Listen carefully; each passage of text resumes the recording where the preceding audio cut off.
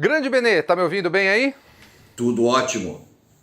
Que bom, que bom. Deixa eu te falar, é uma pena a gente ter que fazer isso online, queria que fosse ao vivo, mas em época de pandemia, de tanta loucura, sua agenda corrida, vamos fazer aqui, depois a gente se encontra e faz outro vídeo, combinado? Com certeza, combinadíssimo. Bom, vamos lá, vamos para as perguntas. Na verdade, o primeiro argumento, né? Armas são usadas em brigas de trânsito. Vamos lá, isso é muito comum, né? Já me deparei várias vezes com esse tipo de argumento. E na realidade ele demonstra muito mais um medo do que qualquer outra coisa. Porque quando você vai ver estatísticas desse tipo de ocorrência, elas não se sustentam, né? Se você pegar, né, você conversar com qualquer policial aí que está na ativa há 20, 30 anos, né, você vai verificar que raramente ele vai dizer que viu, né, uma briga de trânsito onde alguém tenha sido ferido ou morto com o uso de uma arma de fogo, onde essa arma fosse legal, né? Então isso realmente, na prática, não acontece. São raríssimos os casos, né? E é o que eu sempre falo para as pessoas, né? A gente precisa tomar muito cuidado em não fazer um caso uma regra. Um bom exemplo disso é, olha só, né?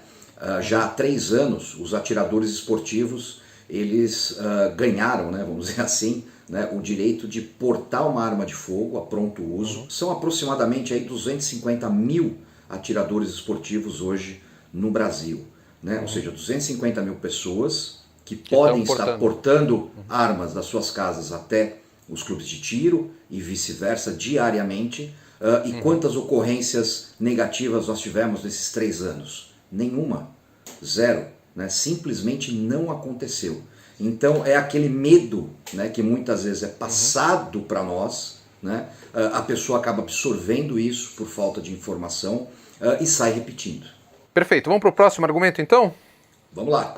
Armas legais acabam na mão de bandidos. Vamos lá, esse é um argumento também muito comum, né? Do tipo, é o mercado legal que abastece o mercado ilegal. Só que mais uma vez a gente tem que olhar isso com muito cuidado. Por quê? Porque não há nenhum estudo, primeiro, que consiga conclusivamente comprovar isso, né? Segundo, né, nós tivemos aí uma campanha forte de desarmamento do Brasil a partir de 2003, né, onde milhares de armas foram entregues, 90% das lojas que vendiam armas fecharam, né, o número de armas vendidas por ano praticamente chegou a zero quase, né, em vários anos seguidos.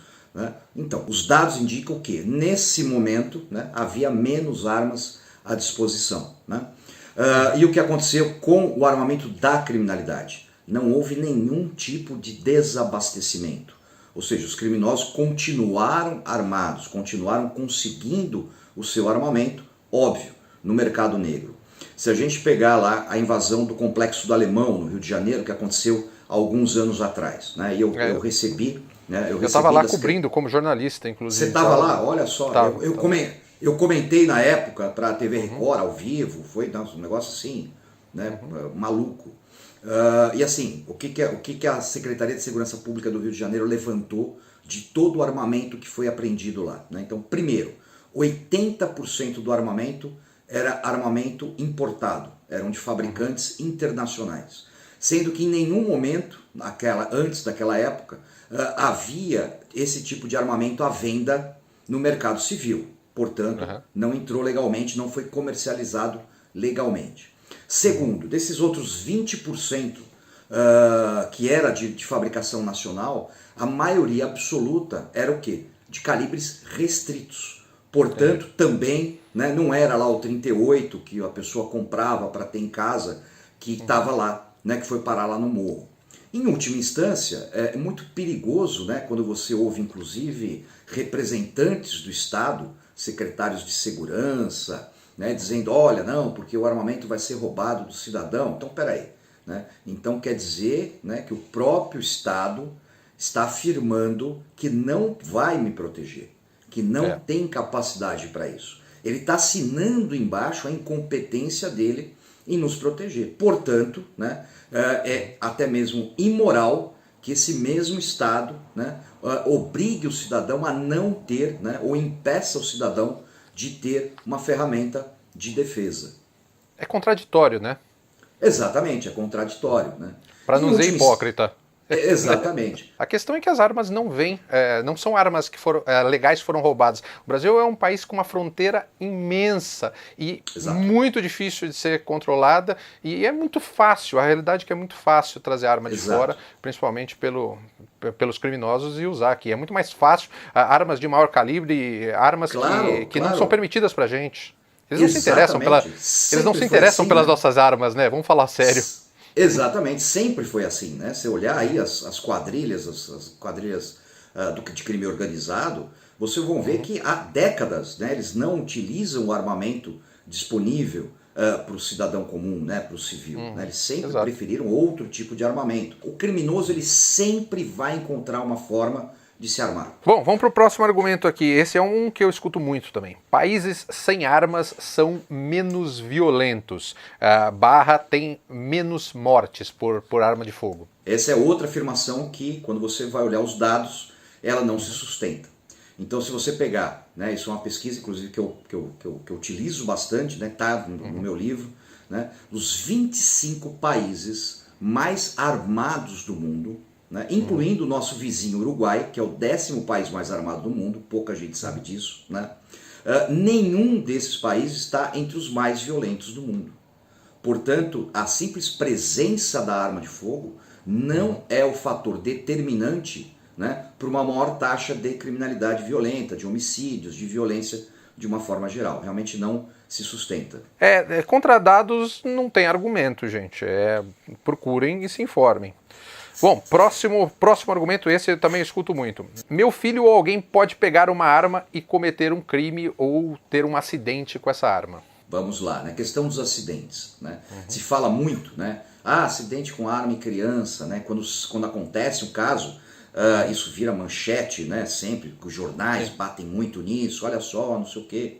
Mas é um argumento emocional, né? Mais uma vez, né? Quando a gente vai analisar dados, ele não se sustenta. Você tem N objetos muito mais perigosos dentro da sua casa e muitas vezes você não sabe disso. E não é só isso, né? Se você for pegar dados, de novo, né, do DataSUS, mortes acidentais de crianças entre 0 e 14 anos no Brasil, né, os acidentes com armas de fogo representam menos de 1% de todos os acidentes.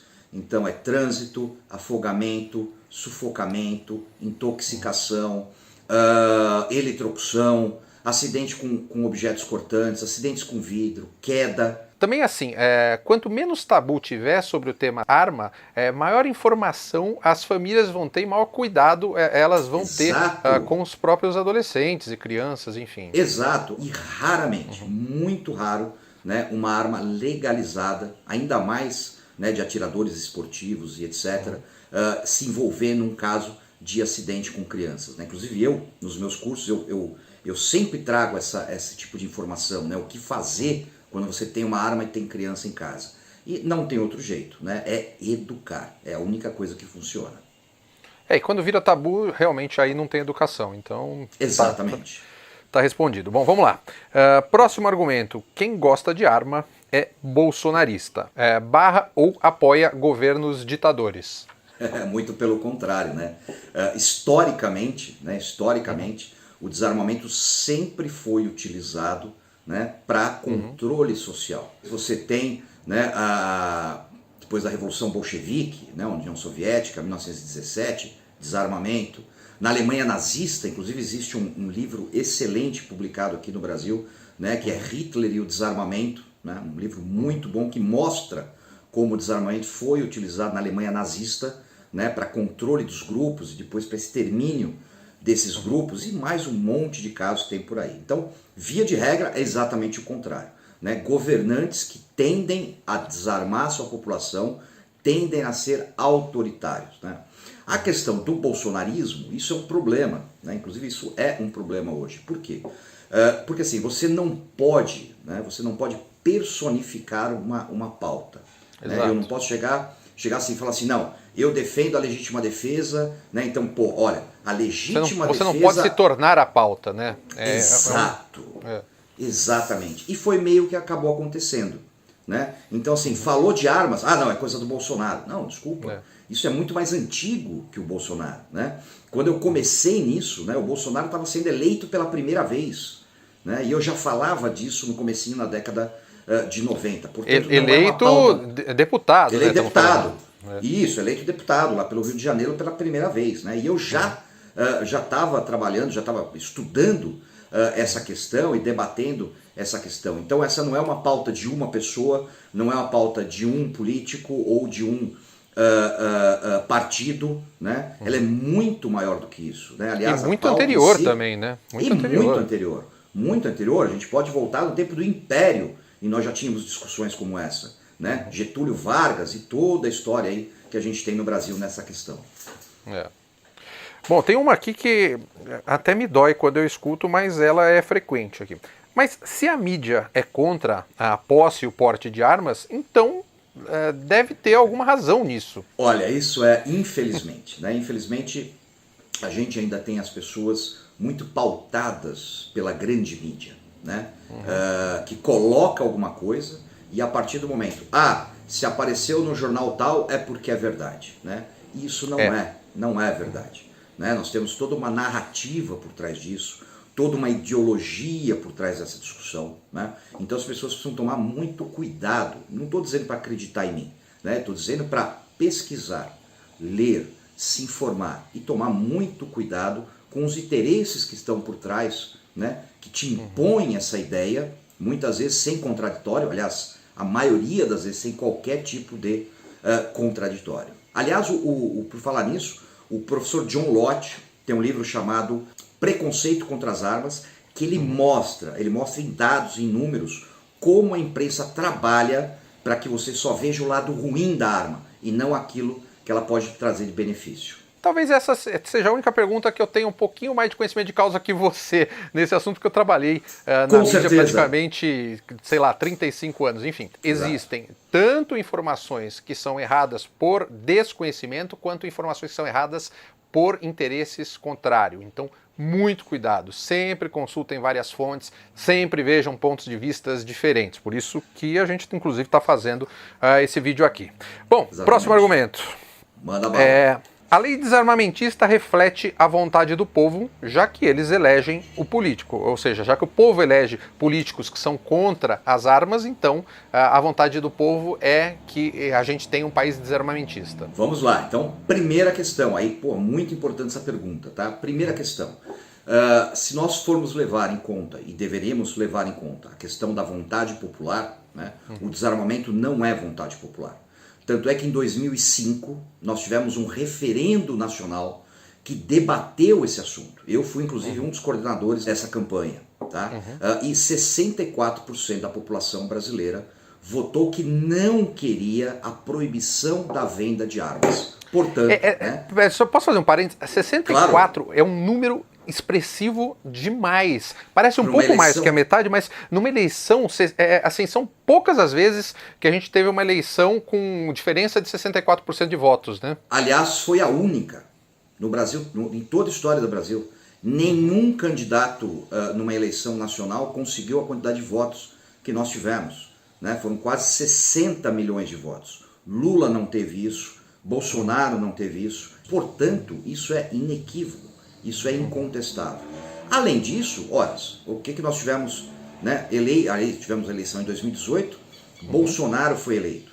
E Bolsonaro foi eleito, né, com uma pauta francamente favorável ao direito das pessoas possuírem armas de fogo. Portanto, quem votou no Bolsonaro, votou em todas as suas pautas, inclusive nessa, que sempre foi absolutamente clara, né? Ele nunca escondeu essa pauta. Agora, ao contrário, tem um monte. Então nós tivemos vários políticos que foram eleitos, inclusive em 2018, né, que fizeram arminha com a mão lá, porque estava na moda, né, e que agora se posicionam contra isso. Também temos políticos que nunca tocaram nessa pauta, portanto o seu eleitor não sabe ou não sabia disso, e votam dessa forma. né? Então não há de forma nenhuma, né? Não há nenhuma justificativa para que isso seja, né, uma pauta política com a desculpa de que é o que o povo quer, porque realmente não é. Isso é importante a gente destacar aqui. Essa conversa não tem nada a ver com política. Exato. Tá? Com partido A ou com partido B, com candidato A ou com candidato B. Isso não tem nada a ver, isso é muito anterior. Isso é uma pauta sobre o assunto, não sobre política, tá bom? Nós estamos falando de fatos, né? O fato é, tivemos o presidente eleito, né? Não importa em quem você votou, em quem você gosta, se gosta ou não gosta, né? Nós tivemos um presidente eleito com essa pauta. Esse é o fato, né? E tem que ser levado em consideração. Exato. Próximo argumento, e eu acho que esse é um contra-argumento dos armamentistas, esportistas de tiro não tem nada a ver com permissão para armas. Essa proibição de armas não vai afetar quem pratica o esporte de tiro, até competidores olímpicos. Isso é mentira, né? Simples assim, né? Aí não tem outra definição para isso. Isso é mentira. Por quê? Porque qualquer esportista do tiro utiliza, óbvio, uma arma de fogo. E todas as armas de fogo estão, né, dentro, né, embaixo da mesma legislação. Aliás, isso foi um problema muito sério em 2003, né, quando estava se votando o Estatuto do Desarmamento, né, que muitos atiradores esportistas, confederações, federações, diziam exatamente isso. Não, isso não tem nada a ver com a gente, porque a nossa legislação é lá pelo Exército, então a gente não vai ser impactado com isso. E foi muito, né? O que eu costumo dizer é o seguinte, quem tem a ideia do desarmamento, ele não quer saber a utilização dessa arma, ele quer acabar com essa arma, não importa se é um esporte, não importa se é para defesa, não importa se é porque eu acho bonito, eu quero ter na minha casa, pronto, é uma escolha pessoal, desde que eu não cometa nenhum crime, né? Não há nada de errado com isso, mas todos são afetados igualmente. Bom, vamos ao próximo argumento. Eu não preciso de armas porque a polícia vai me defender. Bom, no Brasil, a cada 8 minutos uma mulher é estuprada. Você acha realmente que algum aparato policial, algum aparato estatal vai ser capaz de coibir isso? Vai ser capaz de proteger 24 horas por dia você, sua família, seus amigos? É impossível. Isso não é um argumento, né? Aliás, é um argumento provavelmente o pior de todos.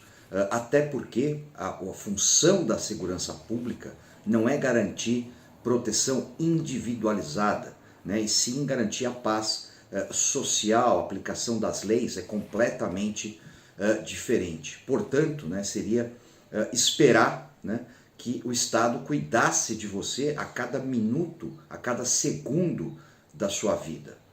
Imagine agora, não sei onde vocês estão me assistindo, você pode estar em casa, pode estar no escritório, pode estar em outros locais. Se alguém arrombasse a porta da sua casa, agora, nesse momento, você acha realmente que haveria a menor chance, a menor possibilidade da polícia chegar a tempo de evitar que você sofresse uma agressão? É óbvio que não. Boa.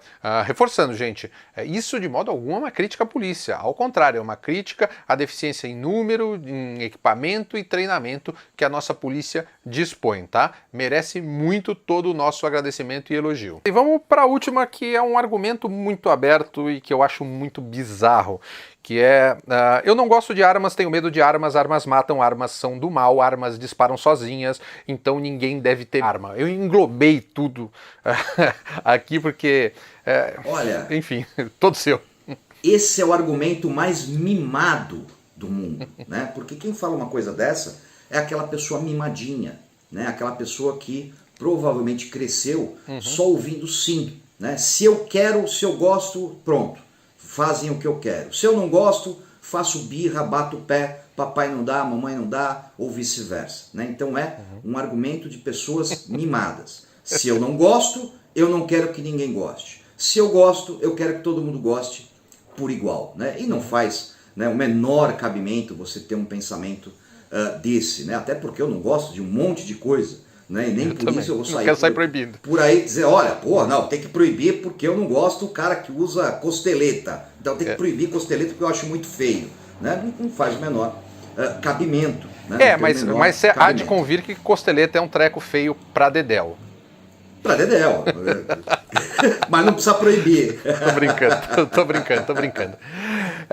Benê, agora eu queria... Agora vão acusar você de costelofóbico. Exatamente, boa.